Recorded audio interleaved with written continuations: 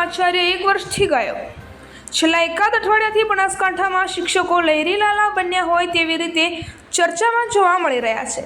શરૂઆત કરીએ તો અંબાજીની કે જ્યાં શિક્ષિકા ચાલુ નોકરીએ વિદેશમાં જોવા મળી રહી છે, તો બીજી તરફ સરહદી પથક તરફ પણ નજર કરીએ તો ત્યાં પણ છેલ્લા 1 વર્ષથી શિક્ષક દર્શન પટેલના દર્શન થયા નથી। ત્યારે હવે દિયોદર તાલુકાના ઝાડા ગામની માધ્યમિક શાળાના આચાર્ય જ 1 વર્ષથી ગાયબ છે।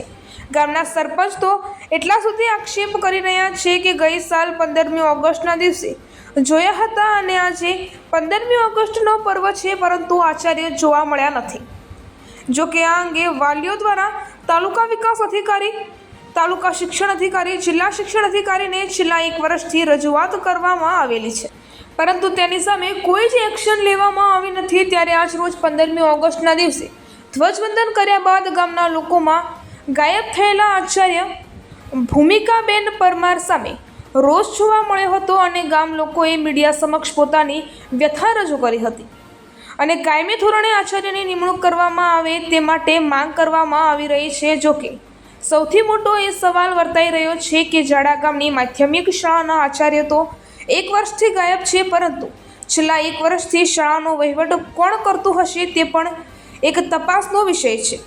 ત્યારે હવે તો જોવાનું રહ્યું કે શું કુંભકર્ણની નિદ્રામાં પડેલા જિલ્લા શિક્ષણ અધિકારી આ ગાયબ થયેલા આચાર્ય સામે કોઈ એક્શન લે છે ખરા?